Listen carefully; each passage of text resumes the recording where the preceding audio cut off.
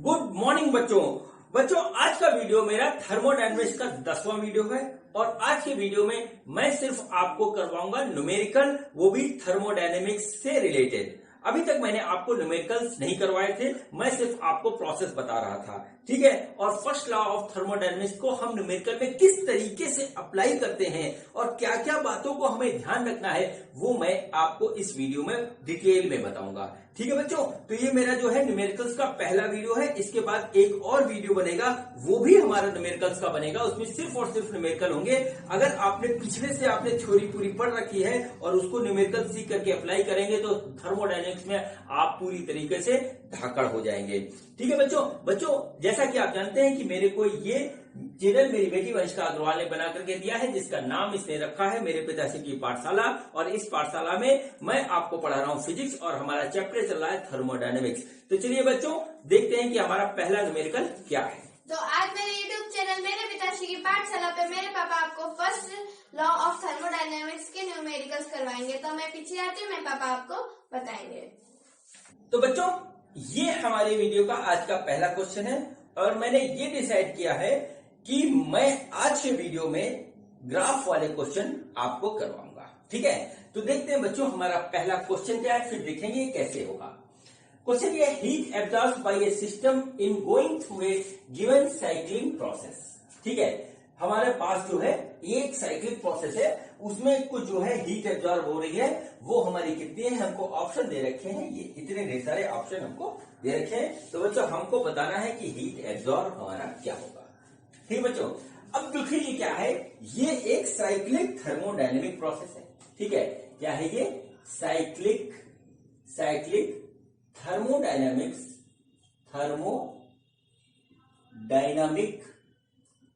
जो है प्रोसेस है ये, ठीक है। और बच्चों हमको इसमें निकालनी है हीट एब्जॉर्ब यानी Q एब्जॉर्ब, ये हमको निकालना है, ठीक है बच्चों। तो देखिए क्या हुआ, इसमें लगाएंगे हम ये निकालने के लिए फर्स्ट लॉ ऑफ थर्मोडायनेमिक्स का, ठीक है। फर्स्ट लॉ ऑफ थर्मोडायनेमिक्स वो बच्चों क्या होता है, वो होता है हमारा Q equal to U plus W, ठीक है। इस तरीके से कह सकते हैं बच्चों, या कह सकते हैं delta Q equal to delta U plus W, ठीक है बच्चों।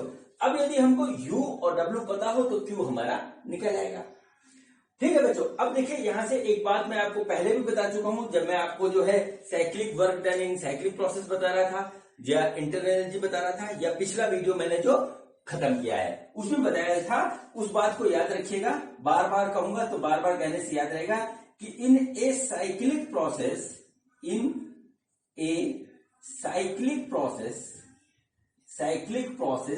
चेंज इन इंटरनल एनर्जी बच्चों जीरो होती है, ठीक है। चेंज इन इंटरनल एनर्जी बच्चों होती है हमारी जीरो, ठीक।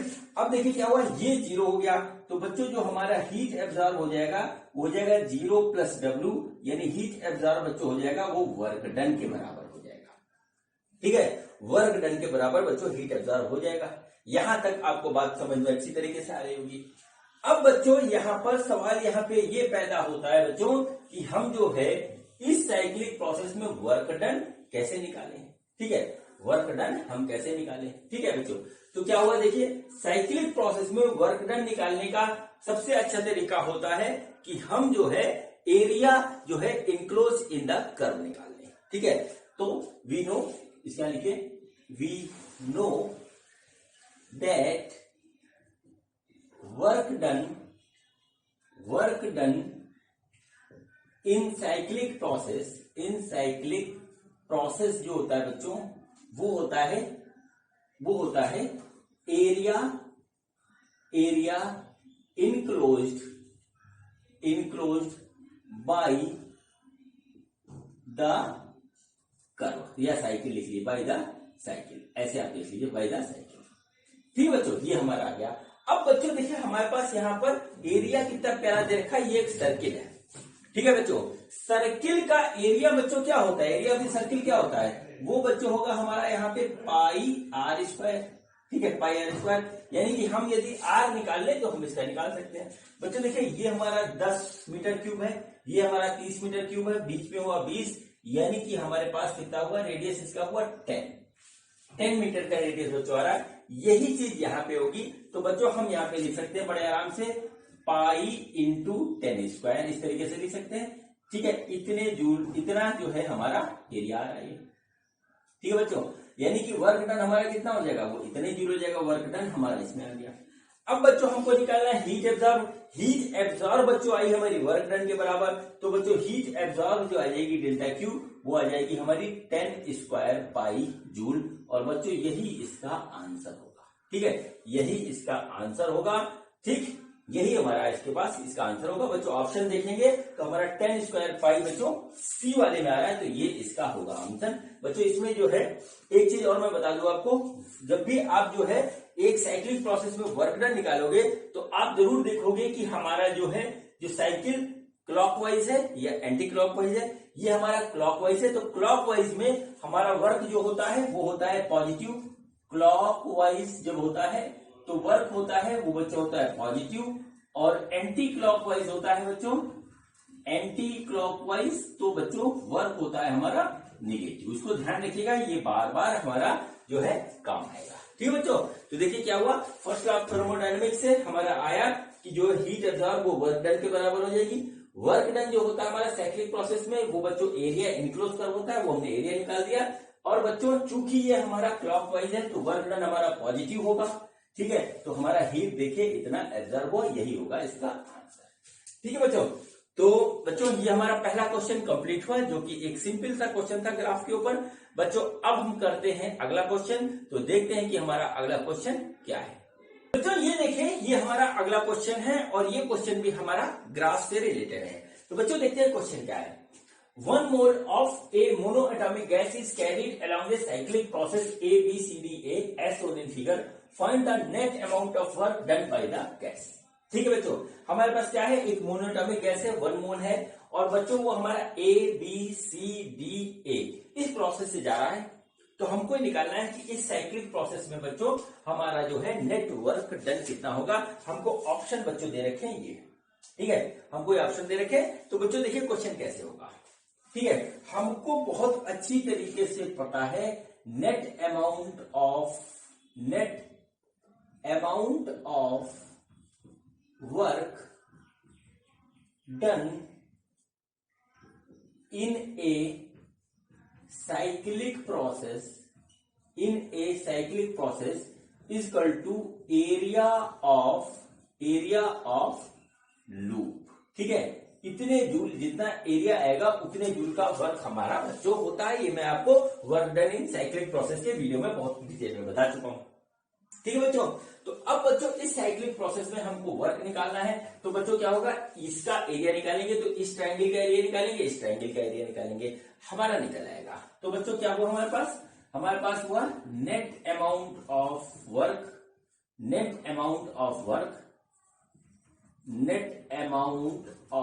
Work done in cyclic process ABCDA equal to area of triangle ABO plus area of triangle OCD। ये देखिए हमारे पास इस तरीके से आ गया। अब बच्चों देखिए दोनों राइट एंगल ट्रायंगल है, तो इसमें राइट एंगल ट्रायंगल का फॉर्मूला लगा देंगे। ठीक है बच्चों, तो देखिए क्या हुआ यहाँ पे देखिए हम लिखेंगे ABO का फॉर्मूला बच्चों आएगा 1/2 इंटू AB इंटू जो है BO, ये आ गया, प्लस 1/2। देखिए ये वाला ट्रायंगल ABO था और ये वाला ट्रायंगल है OCD, तो OCD में लिखेंगे तो 1 into OC into 1 into CD, ऐसे आ गया। ठीक, अब देखिए क्या होगा, ये हो गया 1/2 इंटू AB देखिए कितना है, A से B यहां पे जाएंगे तो 1 से 2 जा रहे हैं तो 1 आया है, तो ये तो 1 यूनिट हो गया इंटू BO है हमारा 2 से 4, तो बच्चों ये आ रहा है हमारा 2 यूनिट, तो ये हो गया 2। ठीक है, प्लस 1/2 इंटू, ठीक है 1/2 इंटू देखिए कितना आ रहा है OC है बच्चों हमारा 1 से 2 जा रहा है, तो ये हुआ 1 प्लस, और ये बच्चों देखिए हमारे पास CD जो है ये भी है 2 से 3, तो ये हमारा हो गया 1। ठीक है बच्चों, तो देखिए ये हमने दिया इसको काट इस तरीके से, तो आया 1 और प्लस आ रहा है बच्चों हमारे पास 1/2।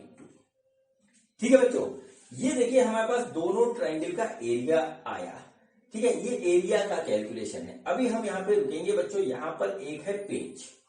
पेज क्या है बच्चों कि देखिए अगर आप ध्यान से देखें तो ये बच्चों है क्लॉकवाइज, ठीक है, क्लॉकवाइज, और ये बच्चों है एंटी क्लॉकवाइज।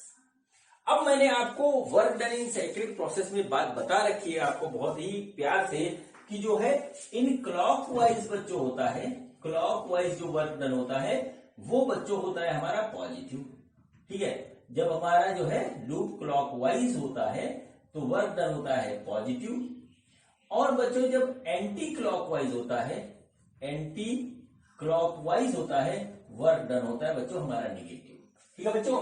तो बच्चों ये हमारा क्लॉकवाइज है तो इसका वर्क डन होगा पॉजिटिव, ये एंटी क्लॉकवाइज है, इसका वर्क डन होगा नेगेटिव।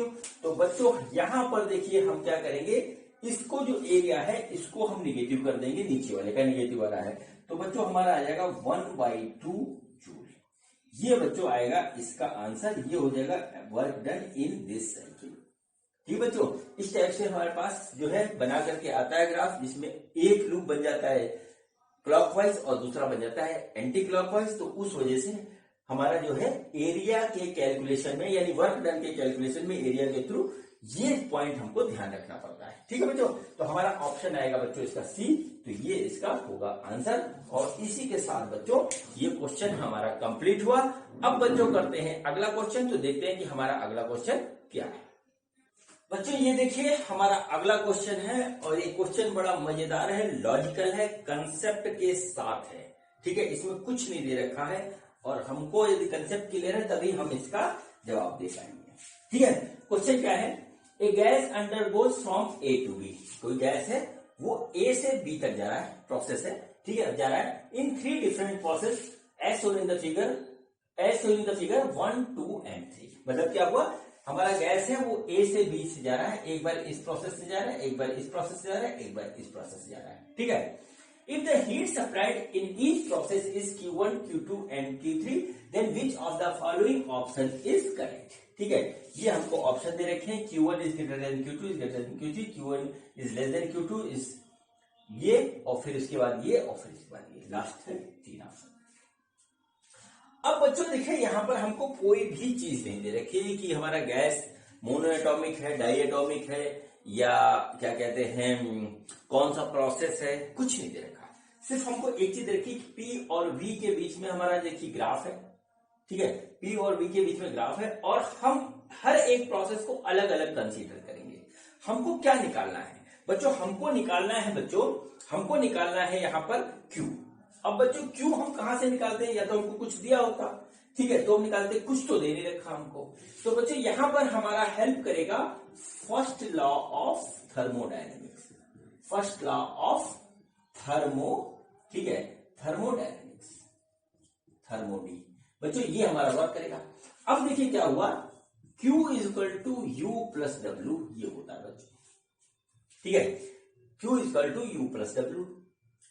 अब बच्चों हम इसी से Q निकाल सकते हैं और जो है सिंबॉलिक फॉर्म में निकाल सकते हैं, ठीक है। बच्चों हमारा तीनों प्रोसेस में A से चल करके B पे जाना है, ठीक है, यानी कि हमारा U जो होगा तीनों प्रोसेस में कांस्टेंट होगा, क्योंकि इंटरनल एनर्जी हमारी जो है वो जो है सब्जेक्ट ऑफ स्टेट होता है, मतलब इनिशियल और फाइनल स्टेट पे डिपेंड करता है हमारा इंटरनल एनर्जी, हमारा जो है प्रोसेस पे डिपेंड नहीं करता। बच्चों किस प्रोसेस से ये ए पे बी पे गया इससे कोई मतलब नहीं, जब ये बी पे पहुंचेगा तब हमारा जो है जो इंटरनल एनर्जी होगी वो तीनों प्रोसेस में सेम होगी, यानी कि ये जो यू हुआ वो बच्चों क्या हुआ, कांस्टेंट हो गया, यानी कि internal energy of gas is same in all three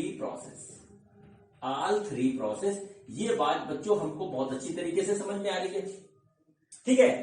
अब देखिए बचा डब्ल्यू। अब यदि हमें डब्ल्यू के बारे में आइडिया लग गया तो हम निकाल सकते हैं Q1, Q2 एंड Q3, ठीक है बच्चों। अब देखिए डब्ल्यू से हम यहाँ पे डिस्टिंग्विश करेंगे, ठीक है बच्चों। तो देखिए डब्ल्यू हम निकालते हैं और देखिए किस तरीके से डब्ल्यू निकालेंगे। तो हम सपोज करते हैं कि फर्स्ट प्रोसेस में हमारा डब्ल्यू है W1, और वो कितना होगा चलिए वो देखते हैं, ठीक है बच्चों। ये देखिए पीवी ग्राफ है, पीवी ग्राफ के अंडर का एरिया बच्चों हमको डब्ल्यू देता है, ये बात आपको पता है। दूसरी चीज यहाँ पे देखिए इसका डायरेक्शन बच्चों क्लॉकवाइज है। आप देखिए क्लॉकवाइज है, तो क्लॉकवाइज डायरेक्शन में जो हमारा जो है निकलता है वर्क वो बच्चों होता है पॉजिटिव, तो W1 होगा बच्चों हमारा पॉजिटिव, इसको नोट कर लीजिए। ठीक है, अब आते हैं W2। W2 क्या है बच्चों, ये देखिए वॉल्यूम है। वॉल्यूम हमारा यहाँ पे कांस्टेंट है, देखिए ठीक है, वॉल्यूम हमारा कांस्टेंट है, वॉल्यूम चेंज नहीं हो रहा, यानी कि ये 2 वाला प्रोसेस बच्चों आइसोकोरिक है, और आइसोकोरिक प्रोसेस में बच्चों हमारा वर्क डन 0 होता है, तो बच्चों ये हमारा होगा 0। ठीक है, इस तरीके से 0 हो जाएगा। अब बच्चों देखिए क्या हुआ, बच्चों देखिए क्या हुआ, अब आते हैं W3 पे। तो W3 जो होगा तीसरे प्रोसेस के लिए जो वर्क डन होगा वो बच्चों देखिए हमारा क्या हुआ, ये एंटी क्लॉकवाइज है। ठीक है, देखिए एंटी क्लॉकवाइज डायरेक्शन है। अब एंटी क्लॉकवाइज डायरेक्शन में बच्चों वर्क होता है हमारा निगेटिव, तो इस तरीके से आ गया बच्चों। तीनों प्रोसेस में वर्क डन हमको पता लग गया, और U सब में कांस्टेंट है। तो बच्चों हम सपोज करते हैं कि Q1 बच्चों हमारा पहले प्रोसेस का हीट सप्लाई है, तो बच्चों U प्लस W1 हो जाएगा। ठीक है, यहां पर देखिए Q2 में क्या होगा, U प्लस 0 हो जाएगा क्योंकि W2 0 है, और Q3 क्या होगा, वो U माइनस W हो जाएगा क्योंकि हमारा यहाँ पे वर्क निगेटिव है। ठीक है बच्चों, तो बच्चों अगर देखा जाए तो ये कांस्टेंट टर्म है U, इसमें कुछ जुड़ रहा है तो Q1 हमारा बड़ा होगा, इसमें कुछ नहीं जुड़ रहा है तो बच्चों Q2 की वैल्यू Q1 से कम होगी, और बच्चों लास्ट में आकर के बच्चों हमारा U में से कुछ कम हो रहा है तो Q3 सबसे कम होगा। तो सीक्वेंस के हिसाब से देखिए बनता है Q1 is greater than Q2 is greater than Q3, ये बच्चों हमारा बन रहा है सीक्वेंस। ठीक है बच्चों, और यही होगा इसका आंसर, यही होगा बच्चों इसका आंसर। तो हम यदि ऑप्शन मैच करेंगे तो बच्चों ऑप्शन नंबर 1 हमारा मैच कर रहा है इस तरीके से। इसमें देखिए हमें फर्स्ट लॉ ऑफ थर्मोडायनेमिक्स का कंसेप्ट लगाना था, और उसी से हमको एक आइडिया लेना था Q1 Q2 Q3 का। इसमें हमारा कोई भी डाटा हमको नहीं दे रखा है, हमारा कंसेप्ट क्लियर होना चाहिए जो है कि हमारा वर्क डन कब निगेटिव होता है कब पॉजिटिव होता है। हमारा जो है साइक्लिक प्रोसेस में जब हमारा होता है क्लॉकवाइज तो पॉजिटिव होता है, एंटी क्लॉकवाइज होता है तो निगेटिव होता है। तो इसका ऑप्शन बच्चों ये हमारा इस तरीके से निकल गया, और ये होगा इसका आंसर। ठीक है बच्चों, तो ये क्वेश्चन इस तरीके से हमारा कंप्लीट हुआ। अब बच्चों हम करते हैं अगला क्वेश्चन, तो देखते हैं कि अब हमारा अगला क्वेश्चन क्या है। बच्चों ये देखिए हमारा अगला क्वेश्चन है, और ये बच्चों क्वेश्चन अब तक जो क्वेश्चन करवाए हैं उससे थोड़ा सा डिफरेंट है। सबसे पहले देखते हैं क्वेश्चन क्या है, फिर देखेंगे कैसे होगा, पूरा लॉजिक देखिएगा क्वेश्चन में। In a PV diagram shown in the figure, 1 mole of helium gas goes under a certain process from A to B. What is the heat given to the system in the process, and what is the specific heat capacity of the process? ठीक है बच्चों, देखिए हमको क्या दे रखा है, हमको दे रखा है कि 1 मोल। सबसे पहले देखिए एक एक बात पे ध्यान देंगे, 1 मोल हीलियम गैस ये हमको यहां पर दे रखा है, और वो जा रहा है प्रोसेस A से B। ये हमारा जो ग्राफ है ये बच्चों वॉल्यूम में हमारा जो है वॉल्यूम और प्रेशर के बीच में बच्चों हमारा ये ग्राफ हमको दे रखा है इस तरीके से। ठीक है, वॉल्यूम और प्रेशर के बीच में बच्चों हमको ये ग्राफ दे रखा है इस तरीके से, और बच्चों ये प्रोसेस है A टू B, ये हमारा जो है लाइन इस तरीके से जा रहा है। ठीक है बच्चों, तो हमको ये निकालना है कि A से B में जाने में हमने हीट इसको कितनी दी, ये बात निकालनी है बच्चों। और दूसरी चीज निकालनी है कि specific heat capacity of the process क्या है। ठीक है, दो चीज हमको इसमें निकालनी है बच्चों। तो सबसे पहले जो है हम देखेंगे कि हम यहां पर इसको हीट कितनी देते हैं। ठीक है, हीट कितनी देते हैं, फिर उसके बाद हम निकालेंगे specific heat capacity of the process. Process कौन सा है हमको नहीं पता, ठीक है, क्योंकि ये हमारा आइसोथर्मल नहीं है। पीवी ग्राफ में हमारा आइसोथर्मल का ग्राफ बच्चों ऐसे होता है, हमको प्रोसेस भी नहीं पता, हमको स्लोप दे रखा है, तो उसी के बेस पे बच्चों हमको निकालना पड़ेगा। यहां पर जो है इसमें जो है हीट गिवन।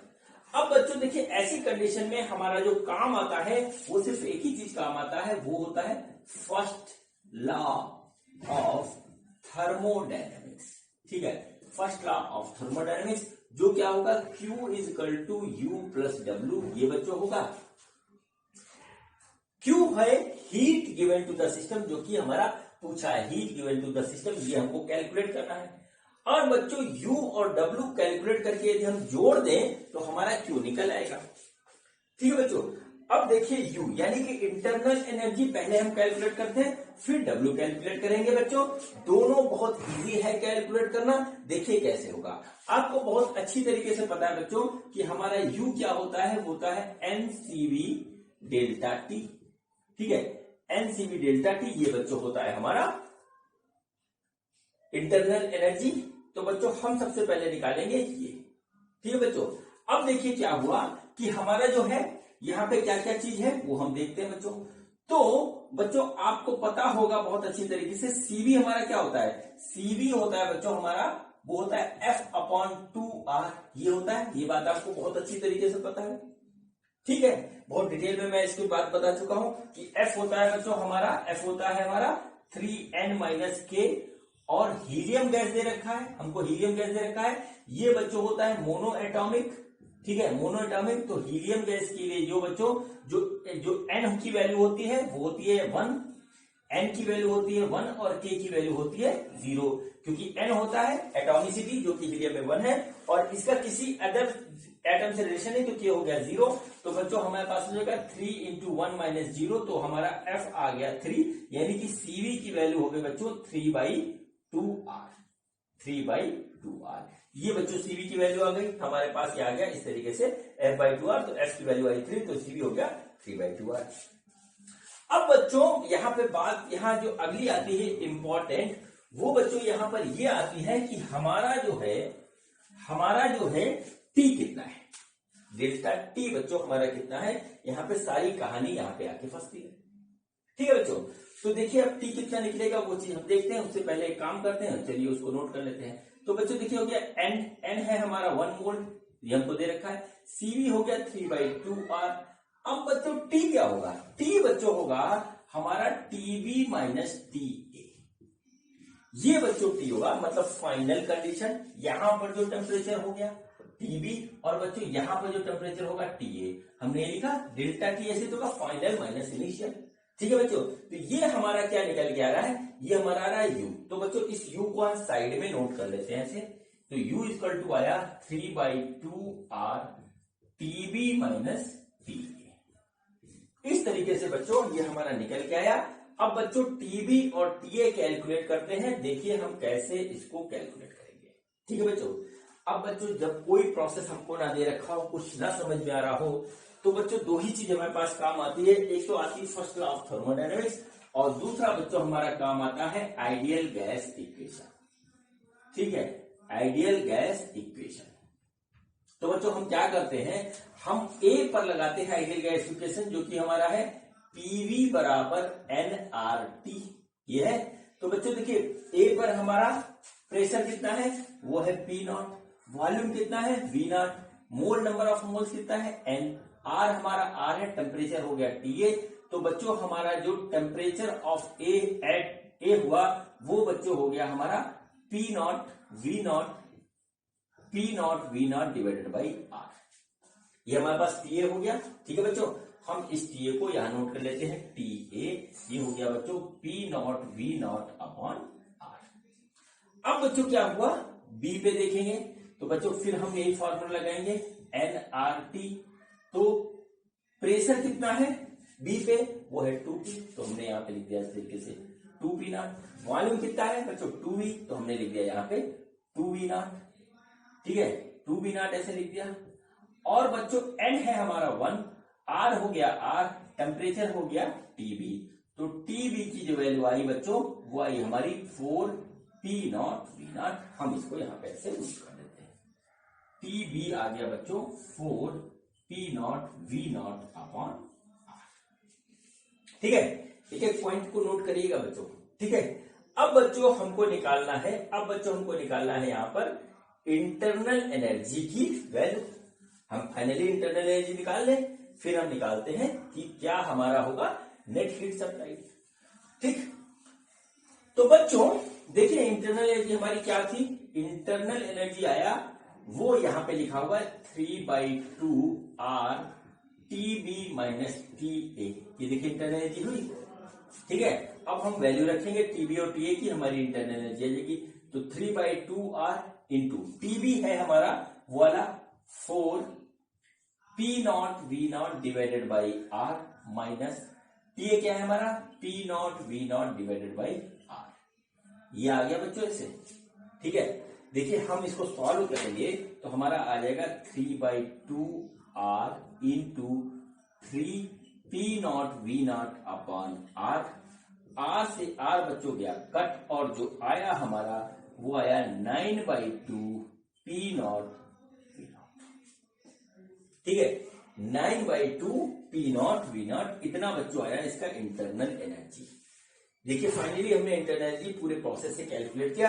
हम इस इंटरनल एनर्जी की फाइनल वैल्यू को यहां साइड में लिख रहे हैं, सब हम बिगाड़ दे रहे हैं, ठीक है। कैसे निकला ये आप सीख गए, आप जो है कॉपी पे अपने लिख के प्रैक्टिस करिएगा। तो बच्चों हमारा इंटरनल एनर्जी आया 9/2 पी नॉट वी नॉट, ये बच्चों हमारा आया इंटरनल एनर्जी की फाइनल वैल्यू। अब बच्चों यदि हमको W मिल जाए, ठीक है, अब बच्चों हमको यदि W मिल जाए तो हमारा नेट हीट सप्लाई जो कि पूछा गया है वो क्वेश्चन में आ जाएगा। तो बच्चों अब देखिए W क्या होगा, वो होगा एरिया अंडर कर्व, यही तो होता है एरिया अंडर कर्व, ठीक है। वर्क डन निकालने के कई फार्मूले हैं, उसमें से एक ये भी है। और वर्क डन निकालने के मैं 5 वीडियो आपको बना करके दे चुका हूं, वो आप देख लीजिएगा, ठीक है। नंबर 8 तक, थर्मोडायनेमिक्स नंबर 8 तक हमारा इस तरीके से वीडियो है उसमें। तो बच्चों देखिए हो गया ये एरिया अंडर कर्व। अब बच्चों देखिए एरिया अंडर कर्व बच्चों क्या होगा, ये होगा हमारा पूरा इस तरीके से, और ये है ट्रेपेजियम। तो ट्रेपेजियम का एरिया लगेगा तो बच्चों क्या होता है, वो होता है 1/2 इंटू परपेंडिकुलर डिस्टेंस। तो परपेंडिकुलर डिस्टेंस हो गया बच्चों यहां से ये तक, ये आ गया V0, 2V में से हम भी घटा देंगे, प्लस P0 प्लस 2P0, ये आ गया। देखिए ऐसे ही परपेंडिकुलर मतलब एरिया ऑफ ट्रेपेजियम निकलेगा, ठीक है। ये निकलेगा एरिया ऑफ ट्रेपेजियम का, आपको फार्मूला आता होगा, ये मैं मान के चल रहा हूं, ठीक। तो बच्चों देखिए यहां पर क्या हो गया, ये आ गया 1/2 और इसको जोड़ेंगे तो आ रहा है 3 पी नॉट वी नॉट। तो बच्चों हमारा जो वर्क डन आया वो आया 3/2 पी नॉट वी नॉट, ठीक है बच्चों। हम इसको यहां W को कर देते हैं नोट, तो W आ गया बचा 3/2 पी नॉट वी नॉट। इस तरीके से हमारे पास इसकी वैल्यू आ गई। अब बच्चों क्वेश्चन में जो हमसे पूछ रखा है, क्वेश्चन में हमसे पूछ रखा है कि हमको जो है वो निकालना है heat supply, heat given to the system, और वो है बच्चों internal energy plus work done. तो बच्चों Q जो हो जाएगा, इंटरनल एनर्जी की वैल्यू आई है 9/2 P naught V naught plus 3/2 P naught V naught, ये वर्क डन आया है, ये आया। तो ओवरऑल बच्चों आ जाएगा 6 P naught V naught heat given to the system, ठीक है। Heat given to the system बच्चों ये आ गया हमारा, ठीक है। Heat given to the system बच्चों ये आ गया, ठीक। इसको हम यहां पर नोट कर लेते हैं, ठीक है। इसको हम यहां पे नोट कर लेते हैं। तो बच्चों हमारे पास जो आया है heat given to the system वो आया बच्चों 6 पी नॉट, ठीक है बच्चों। चलिए अब बच्चों आते हैं इसके सेकेंड पॉइंट पे, ठीक है। इसके सेकेंड पॉइंट पे आते हैं और बच्चों वो देखिए हमारा क्या था, वो है हमारा specific heat capacity of the system, ठीक है। Specific heat capacity of the system. और देखिए किस तरीके से निकलेगा बच्चों, जो हमारा जो हीट सप्लाई आया बच्चों वो होता है Q। अच्छा जब ये कांस्टेंट वॉल्यूम पे होता है तो आपको पता है ये फार्मूला लगता है, जब ये कांस्टेंट प्रेशर पे होता है तो बच्चों हमारा ये फार्मूला लगता है NCP डेल्टा T। और बच्चों जब कांस्टेंट वॉल्यूम कुछ नहीं होता तो बच्चों हमारे पास Q बराबर NC डेल्टा T लगता है, जहां ये C अदर प्रोसेस के लिए है, ठीक है बच्चों। अब देखिए ये प्रोसेस जो है ना तो कांस्टेंट वॉल्यूम का है ना कांस्टेंट प्रेशर का है, ये अदर वाला है, ठीक है, तीसरा वाला है। तो बच्चों यहां पर ये C निकालना है, ये हमारा है काम, ठीक है, ये हमारा है काम। तो बच्चों ये C लगाएंगे तो बच्चों यहां पर यही फॉर्मूला हमारा लगेगा। तो बच्चों देखिए अब हमारा क्या यहां पे लगेगा, वो लगेगा Q is equal to NC delta T, और ये C निकालना है। तो बच्चों जरा हम इसको ऐसे लिख लेते हैं, delta T is equal to Q, ऐसे हमने इसको लिख दिया। अब बच्चों n है, n को भी n रखिए, c हमें निकालना है। डेल्टा t क्या होगा? डेल्टा t होगा टीबी माइनस टीए। ये बच्चों इस तरीके से आएगा q। ठीक है बच्चों, अभी थोड़ी देर पहले बच्चों हम लोगों ने क्या निकाला था? हम लोगों ने टीए और टीबी निकाला था आइडियल गैस इक्वेशन का यूज करके। वो मैंने यहां बिगाड़ दिया, मैं लिख देता हूं। टीए जो आया था बच्चों, वो आया था P naught V naught upon R. और बच्चों जो टीबी आया था वो आया था 4 P naught V naught upon R. 1 mole gas के लिए ये बच्चों आया था हमारे पास। ठीक है बच्चों, इसको हम यहां रखेंगे। क्यों हमें पता है 6 पी नॉट वी नॉट है। देखिए हमारा अभी आ जाएगा। तो देखिए क्या हुआ, यहां पर देखिए क्या है, हमारा n है 1 मोल दे रखा है हमको, 1 मोल। c हमें निकालना है। टीबी की वैल्यू बच्चों है हमारी 4 P naught V naught upon R, minus TA की वैल्यू है बच्चों P naught V naught upon R. कैसे निकाला था? अगर किसी को नहीं समझ में आ रहा है तो थोड़ा सा वीडियो पीछे कर ले और देख ले, वहां पर ये चीज है। और बच्चों Q की वैल्यू जो आई है वो आई है 6 पी नॉट वी नॉट। ये बच्चों आई हमारी 6 पी नॉट वी नॉट। इस तरीके से बच्चों ये आई है। ठीक, ये बच्चों हमारे पास इस तरीके से आ गई। बच्चों जरा हम इसको सॉल्व करेंगे, तो देखिए हमारे पास क्या आता है। हमारे पास जो आता है वो कुछ इस तरीके से आता है कि ये आ गया C into 3 P naught V naught upon R. ये आ गया इधर, बराबर आ रहा है 6 पी नॉट वी नॉट। ठीक है, 6 पी नॉट वी नॉट ये आ गया। ठीक है, देखिए P naught V naught C cut गया, ये कटा आया 2, तो सी की वैल्यू आ गई बच्चों 2r। ठीक है, सी की वैल्यू आ गई बच्चों 2r। ठीक है, ये बच्चों इसका आंसर होगा। और ये क्वेश्चन जो है अलग अलग वैल्यूज में कई तरीके से घुमा के देता है। बच्चों इस क्वेश्चन को सॉल्व करने में फर्स्ट लॉ ऑफ थर्मोडायनेमिक्स का पूरा कंसेप्ट लगा, प्लस कंसेप्ट लगा आइडियल गैस इक्वेशन का, प्लस कंसेप्ट लगा हीट सप्लाई बराबर NC डेल्टा टी का। ठीक है बच्चों, इसके बारे में मैं काफी डिटेल में आपको पूरी थ्योरेटिकल वीडियोस में बता चुका हूं है। अगर आप लोगों ने वीडियो ढंग से देखी होगी और उस पर प्रैक्टिस करी होगी तो ये क्वेश्चन आपको बहुत अच्छी तरीके से समझ में आ गया होगा। अगर नहीं समझ में आया तो क्वेश्चन को आगे पीछे, मतलब वीडियो को आगे पीछे क्या कहते हैं करके देखिए और बार बार प्रैक्टिस करिए, तो आपको ये क्वेश्चन बिल्कुल क्लियर हो जाएगा। बहुत ही स्टैंडर्ड का क्वेश्चन है। ठीक है बच्चों, अब चलिए बच्चों मैं आपको एक बात बताता हूं, ठीक है, और फिर उसके बाद में आपको एक क्वेश्चन करवाऊंगा। ठीक है बच्चों, तो बच्चों हमारा जो है एक प्रोसेस है एडियाबैटिक का। ठीक है, एडियाबैटिक का एक प्रोसेस होता है जो कि होता है बच्चों हमारा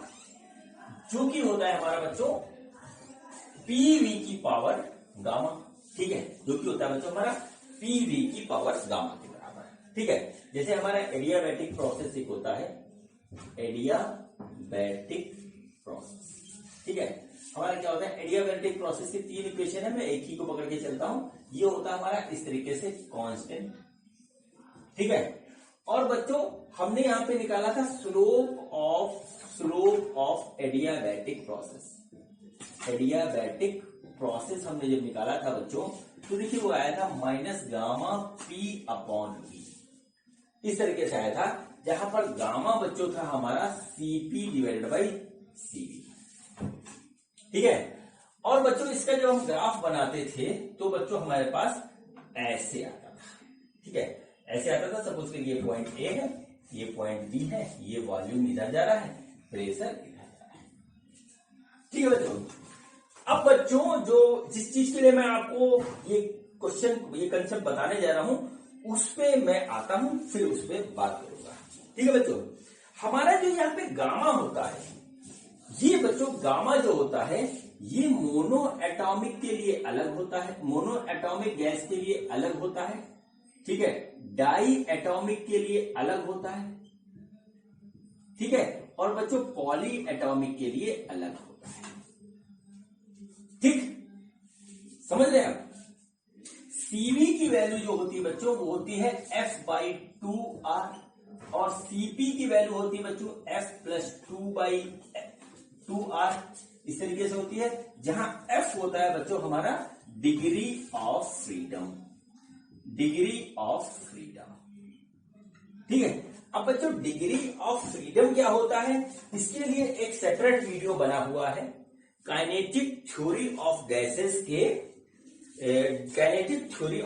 के चैप्टर में। उसकी जो प्लेलिस्ट मैंने बनाई है उसमें ही हमारा डिग्री ऑफ फ्रीडम का पूरा चैप्टर है, वीडियो है, अच्छी तरीके से डिटेल में है, मैंने बता रखा, आप उसको देख लीजिएगा। ठीक है, क्योंकि थर्मोडायनेमिक्स में जो है सारी चीजें एक सीक्वेंस में नहीं है, इधर का थोड़ा सा उधर, उधर का थोड़ा सा इधर यूज होता है। तो डिग्री ऑफ फ्रीडम मैंने जो है उसमें बता रखा है, उसको देख लीजिएगा। बच्चों डिग्री ऑफ फ्रीडम का एक फॉर्मूला होता है F is equal to 3n-k।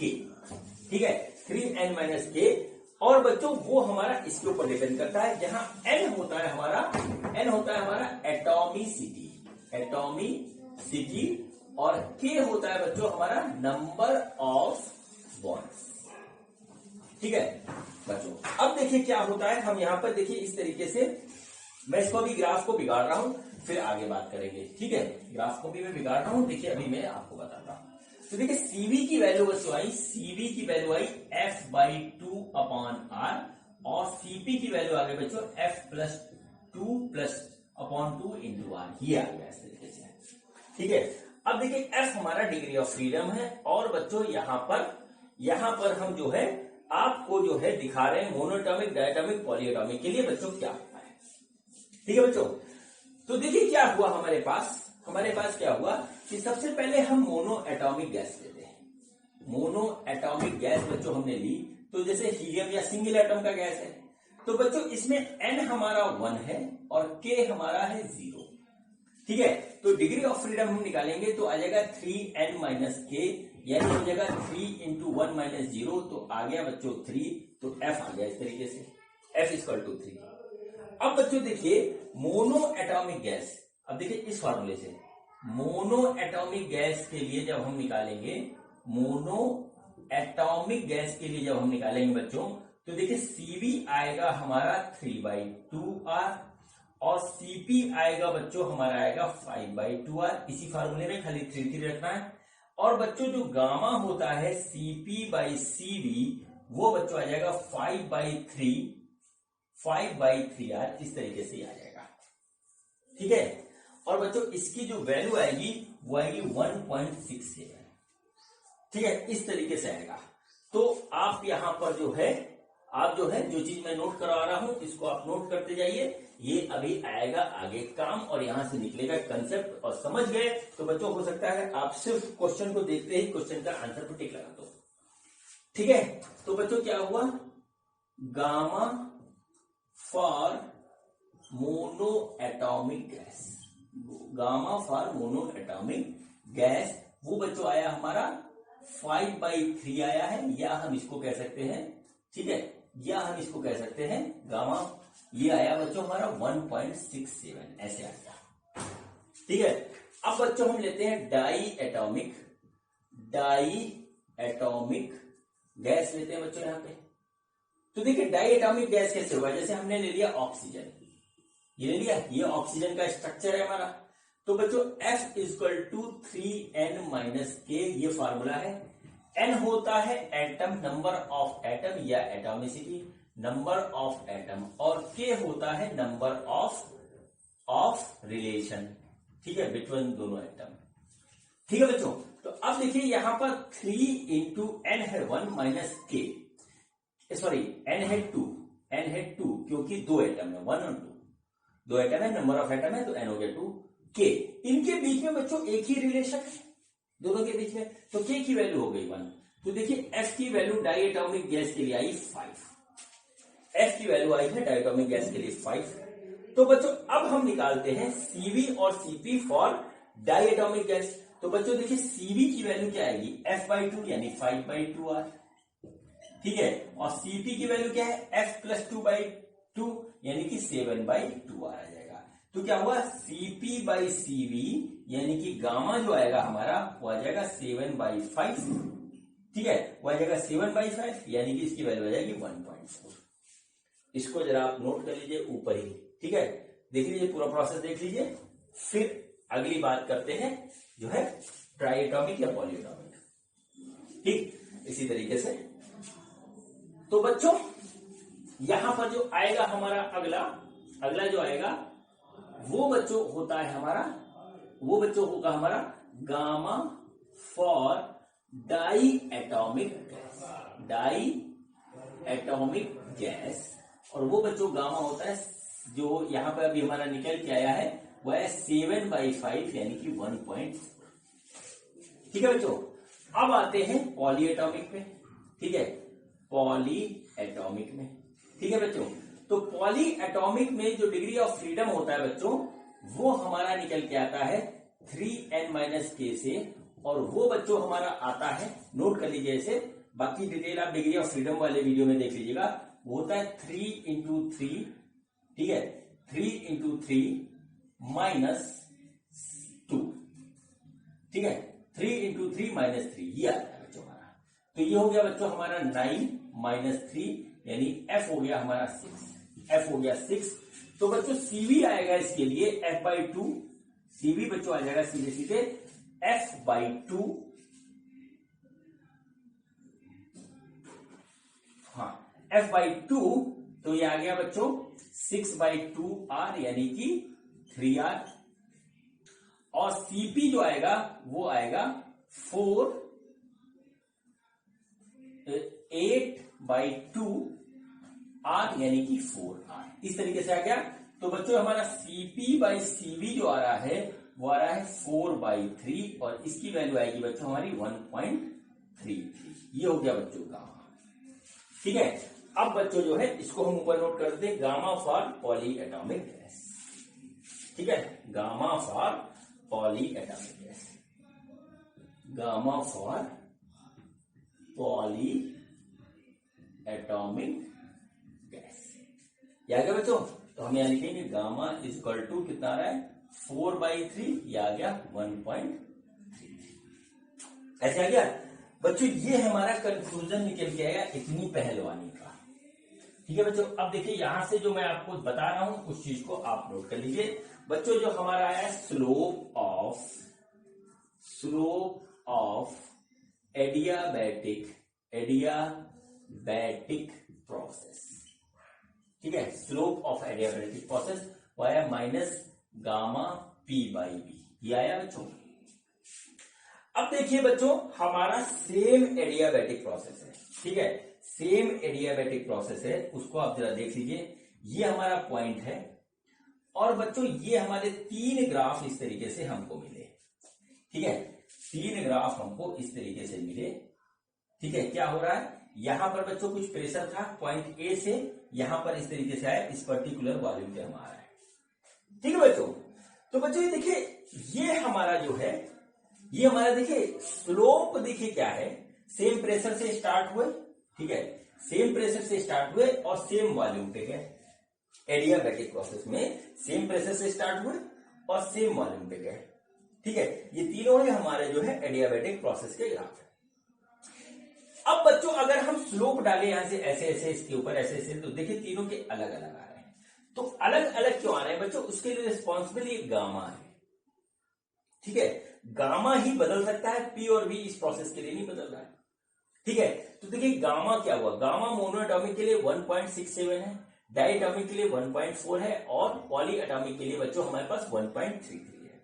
सबसे ज्यादा गामा मोनोएटॉमिक के लिए है, फिर डाई एटॉमिक के लिए है, फिर हमारा पॉली एटॉमिक के लिए है। ठीक है, तो देखिए इसका स्लोप ज्यादा है, इसका स्लोप कम है, इसका सबसे कम है। ठीक है बच्चों, तो ये वाला ग्राफ बच्चों हुआ, ये बच्चों हमारा हुआ गामा इक्वल टू 1.67, ये वाला बच्चों होगा गामा इक्वल टू 1.4 और बच्चों ये वाला ग्राफ होगा हमारा गामा इक्वल टू 1.33। अगर हम इसको 1 लिखें, इसको 2 लिखें और इसको 3 लिखें बच्चों, तो यहां से एक चीज निकल के आती है, 1 जो है ग्राफ वो बच्चों हमारा मोनो एटॉमिक गैस के लिए है, मोनो एटॉमिक गैस। ठीक है, अगर एडियाबैटिक प्रोसेस में जाता है, एडियाबैटिक प्रोसेस में जाता है तो ये है। दूसरा है बच्चों, दूसरा है हमारा diatomic gas, diatomic gas अगर हमारा जाता है एडियाबैटिक प्रोसेस में तो हमारा दूसरा वाला ग्राफ होगा। ठीक है, एडियाबैटिक प्रोसेस में जाता है तो हमारा दूसरा वाला ग्राफ होगा। और नंबर 3 जो है वो बच्चों हमारा होगा पॉली एटॉमिक। ठीक है, पॉली एटॉमिक गैस। ठीक है, तो ये बच्चों अगर हमारा एडियाबैटिक प्रोसेस में जाता है, एडियाबैटिक प्रोसेस में जाता है, तो हमारा ये ग्राफ होगा। मतलब क्या हुआ कि एटॉमिसिटी चेंज होने से बच्चों ग्राफ का स्लोप बदल जाता है। ठीक है, मैं आपको ये दिखाना चाह रहा था, वो मैंने अपनी बात पूरी यहाँ पे कंप्लीट कर दी। अगर आपने मेरी बात पकड़ी होगी तो आपको बात समझ में आ गई होगी। यहाँ पे मैंने आपको पूरी बात बिल्कुल कंप्लीट कर दी। ठीक है बच्चों, अब देखिए अगर हमारा नीचे वाला ग्राफ है, ये मोनोटॉमिक के लिए, ये डायटॉमिक के लिए है और ये पॉलीएटॉमिक के लिए है। ठीक है, अब आपको अगर मेरी बात समझ में आ गई है तो बच्चों अब मैं आपको एक क्वेश्चन करवाने जा रहा हूं जो कि नीट में भी आ चुका है कई बार अलग अलग तरीके से, और आईआईटी में भी आ चुका है और सीबीएसई में भी आ चुका है। ठीक है, तो बच्चों अगला क्वेश्चन देखिए हमारा क्या है, और फिर देखिए कितना इजी हो गया है आपके लिए अगर आपको ये कंसेप्ट हमारा समझ में आ चुका है। ठीक है, आपको ये ध्यान रखना है कि नीचे वाला मोनोटॉमिक, बीच वाला उसके ऊपर डायटॉमिक, ऊपर वाला पॉलीएटॉमिक या ट्राइटॉमिक है। ठीक है बच्चों, तो चलिए अब देखते हैं कि हमारा अगला क्वेश्चन क्या है, और वो आप देखते ही कर दोगे, मुझे फुल कॉन्फिडेंस है। ठीक बच्चों, ये देखिए क्वेश्चन है, और एक क्वेश्चन उसी कंसेप्ट पे बेस है जो मैंने अभी आपको तुरंत बताया है। ठीक है, और क्वेश्चन आ भी चुका है कई एग्जाम में और आता भी रहेगा आगे। देखिए क्वेश्चन क्या है, A and B are two adiabatic curves. A and B है, ये टू एडियाबैटिक कर्व्स हैं for two different gases A and B. ठीक है, तो A and B correspond to, A और बी हमारा जो है कौन सा गैस है ये हमें बताना है। ठीक है बच्चों, तो मैंने अभी आपको बताया है कि जो हमारा नीचे वाला कर्व होता है जिसका स्लोप ज्यादा होता है वो बच्चों हमारा होता है मोनो एटॉमिक गैस। ठीक है, वो हमारा मोनोटॉमिक गैस होता है। और बच्चों जो दूसरा ऊपर वाला होता है वो बच्चों डाई एटॉमिक होगा, इसके जस्ट ऊपर वाला डाई एटॉमिक गैस का हमारा होगा। ठीक है बच्चों, तो हमको सिर्फ ये देखना है कि इसमें से मोनो एटॉमिक और डायटॉमिक कैसा है। तो ऑप्शन पहला है हमारा आर्गन एंड हीलियम। तो आर्गन भी मोनोटॉमिक है, हीलियम भी पहलोटॉमिक है, दोनों मोनोटॉमिक है, तो ये नहीं होगा। दूसरा है बच्चों हमारा हीलियम एंड हाइड्रोजन। तो बच्चों ये मोनोटॉमिक है, ये डायटॉमिक है, ये होगा। ठीक है, ये हमारा मोनोटॉमिक नीचे वाला ए वाला, तो ये बच्चों ये होगा। ठीक है, अब देखिए इसके बाद क्या इससे मिल जाएगा। तो बच्चों देखिए ऑक्सीजन एंड हीलियम, ये दोनों बच्चों दोनों डायटॉमिक है, तो ये भी हमारा नहीं होगा। अगला है बच्चों हाइड्रोजन एंड हीलियम। तो बच्चों पहला जो है हमारा मोनोएटॉमिक गैस है ए वाला, लेकिन यहाँ पे डायटॉमिक दे रखा है, फिर मोनोटॉमिक दे रखा है, तो बच्चों ये हमारा नहीं होगा। तो बच्चों हमारा ऑप्शन है बी, हीलियम एंड हाइड्रोजन। ठीक है, होता क्या है जिसको कंसेप्ट नहीं पता होता है ना, तो वही सोचता है इसमें कुछ दे तो रखा नहीं, कहाँ हीलियम, कहाँ हाइड्रोजन, कहाँ आर्गन, कहाँ ऑक्सीजन, कुछ दे तो रखा नहीं है। ठीक है बच्चों, तो हमारा कंसेप्ट क्लियर होगा तभी हम अच्छे क्वेश्चन कर पाएंगे। ठीक है बच्चों, तो बच्चों अब जो है मैं आपको एक और क्वेश्चन करवाने जा रहा हूं, और वो क्वेश्चन बच्चों हमारा आईआईटी में आ चुका है। आईआईटी एडवांस में शायद 2014 में आया है। तो बच्चों हम देखते हैं कि वो क्वेश्चन क्या है, और वो आज के वीडियो का आखिरी क्वेश्चन हमारा होगा। बच्चों ये देखिए हमारा अगला क्वेश्चन है, और ये क्वेश्चन हमारा जेईई एडवांस 2014 में आ चुका है। ठीक है, क्वेश्चन बच्चों ये पूरी तरह हमारा बेस है फर्स्ट लॉ ऑफ थर्मोडायनेमिक्स पे। तो मैं आपको समझाता हूं कि क्वेश्चन क्या है। ठीक है बच्चों, हमारे पास कोई गैस है, ठीक है, और बच्चों वो गैस हमारी जो है इनिशियल स्टेज से फाइनल स्टेज पे जा रही है, आई से एफ पे जा रही है। एक बार प्रोसेस हुआ आई से एफ जाने का बी के थ्रू, और एक बार बच्चों होता है हमारा आई से एफ जाने का फाइनल, इनिशियल से फाइनल जाने पर ए के थ्रू। ये प्रोसेस एक बार बच्चों प्रोसेस हमारा वो वाला है। ठीक है बच्चों, अब देखिए इसमें हमको डिफरेंट स्टेज के वर्क डन, इंटरनल एनर्जी और हीट एब्जॉर्ब या रिलीज हमको दे रखा है। ठीक है, देखिए work done A to F, work done I to B, work done B to F, internal energy at B, internal energy at initial intensity, और क्यू यानी heat involve in I A F. ये हमको इतनी चीज हमको दे रखी है। हमको निकालना है Q B F divided by Q I B, मतलब heat absorb in B F, ठीक है, और heat absorb in I B. ठीक है, डी एफ ये प्रोसेस हुआ हमारा, आई बी ये हुआ, इसमें हमें निकालना है।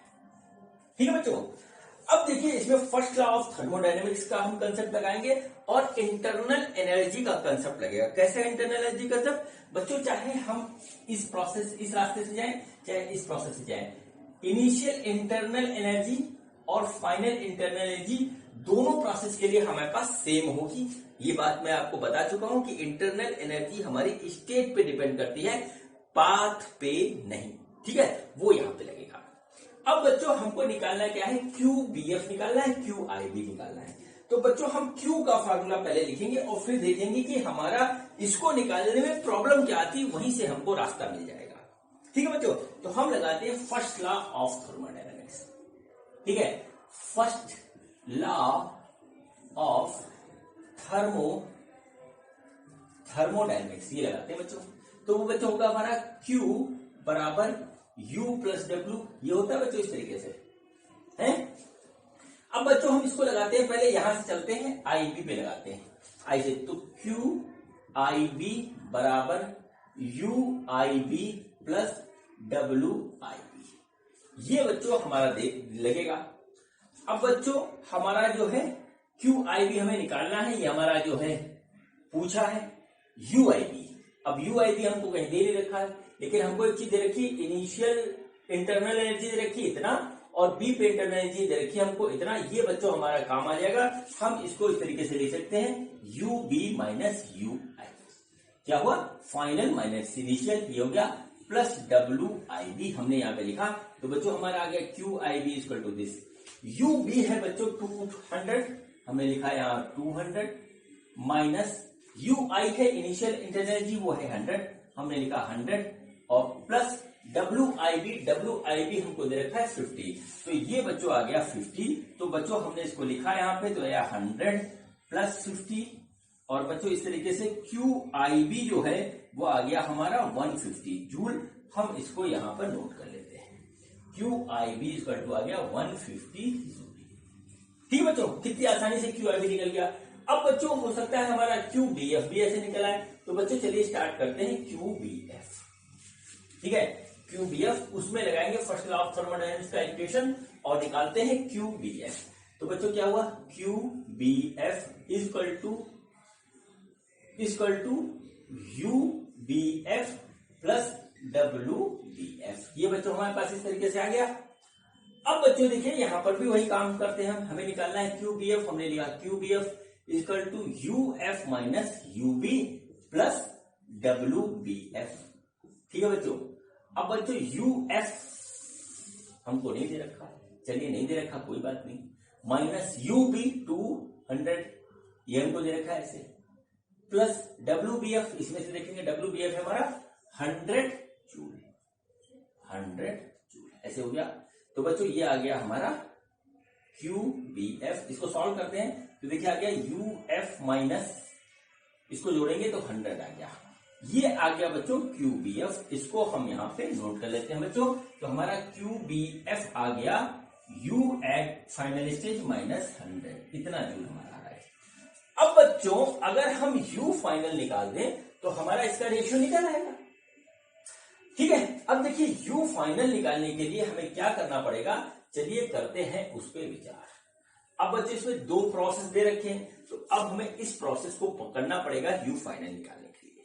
ठीक है, तो हम क्या करते हैं, पूरे प्रोसेस पे लगा देते हैं फर्स्ट लॉ ऑफ थर्मोडायनेमिक्स। तो first law of thermodynamics for path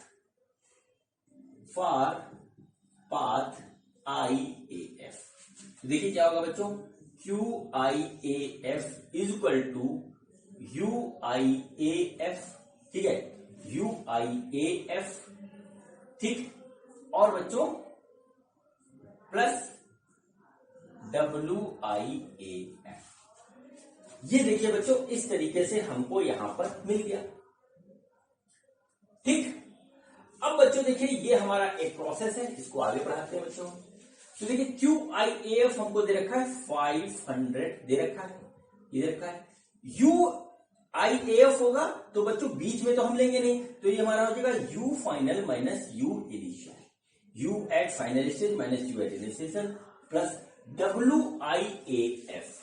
ठीक है, WIAF बच्चों हमको यहां पर नहीं दे रखा, ये भी अब हमारे लिए प्रॉब्लम हो गई। तो बच्चों हम इसको दो पार्ट में तोड़ते हैं, WIA निकालते हैं फिर WAF निकालते हैं। तो हम इसको लिख लेते हैं WIA प्लस WAF, ऐसे लिख दिया।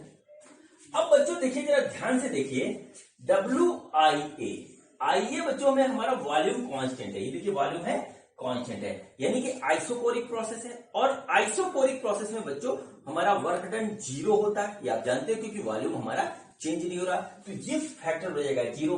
तो देखिए अगले इसमें हम लिख रहे हैं, ये देखिए आ गया हमारा 500 equal to UF minus UI हमको दे रखा है 100, ये हमने नोट कर दिया। ये हो गया बच्चों 0 और प्लस WAF हमारा दे रखा है 200 जूल, तो हमने यहां पे लिख दिया इसको 200 जूल। ठीक है, इसको सॉल्व करेंगे बच्चों, तो देखिए हमारा क्या रहा है UF प्लस 100 और इधर आ रहा है बच्चों हमारे पास इस तरीके से। ठीक है, इस तरीके से बच्चों यह आ रहा है हमारा 500 इक्वल टू UF प्लस 100। तो UF यानी इंटरनल एनर्जी एट F वो नजर आ रहा है हमारा 400 जूल। तो बच्चों UF की वैल्यू आ गई, UF की वैल्यू आ गई बच्चों हमारे पास 400 जूल। ठीक, फिर से जरा एक बार देख लीजिए, हमने क्या किया कि इस प्रोसेस पे IAF पे first law of thermodynamics apply किया। First law of thermodynamics QIAF equal to UIAF बराबर WIAF। अब बच्चों इंटरनल एनर्जी हमारी इनिशियल और फाइनल कंडीशन पे डिपेंड करती है, तो U final minus U initial हो जाएगा हमारे पास इसमें जो होगा। और जो पाथ पे डिपेंड करता है हमारा वर्क डन हमेशा डिपेंड करता है, तो हमने इसको दो पाथ में तोड़ लिया, IA प्लस F। IA हमारा आइसोकोरिक प्रोसेस है, इसका वर्क डन 0 होगा तो 0 लिख दिया, और WAF हमारा जो है हमको दे रखा था, हमने इस तरीके से नोट किया, सबको सॉल्व किया, तो हमारा इंटरनल एनर्जी एट F बच्चों इतना आ गया, उसको हमने वहां पे साइड में नोट कर लिया। अब बच्चों आते हैं हम ऑब्जेक्ट पे कि हमको निकालना क्या है। ठीक है बच्चों, हमको क्या निकालना है, हमको निकालना ratio of QBF divided by QIB, ये निकालना है। तो बच्चों QBF हमारा कितना निकल के आया है, वो आया है UF माइनस 100, UF माइनस 100 ये आया है। और बच्चों QIB आया है हमारा 150 जूल। UF हमारा निकल के आया 400, तो हमने 400 माइनस 100 किया डिवाइडेड बाई 150, और बच्चों ये आ गया 300 डिवाइडेड बाई 150, और ये बच्चों इस तरीके से आ गया 2, यानी कि QBF अपॉन QIB जो आया वो ये आया। IIT में जो इंटीजर टाइप क्वेश्चन होते हैं जिसका आंसर कोई ना कोई इंटीजर होता है, उसमें ये क्वेश्चन आया था बच्चों, और जो है 2014 में आया था। क्वेश्चन बच्चों बहुत इजी है, बस पेशेंस लूज ना करें। पेशेंस जिसने लूज कर दिया उसको हो जाती है दिक्कत। ठीक है बच्चों, तो ये बच्चों मेरा जो है thermodynamics, first law of thermodynamics के न्यूमेरिकल्स पे ये पहला वीडियो था, और फर्स्ट लॉ ऑफ थर्मोडायनेमिक्स का ये दूसरा वीडियो था।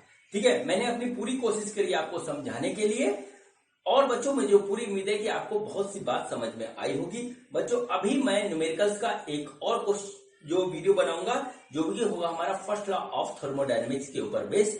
तो बच्चों आज का वीडियो यही खत्म होता है, मिलते हैं अगले वीडियो में, और आज का वीडियो देखने के लिए आपका बहुत बहुत धन्यवाद। Thank you.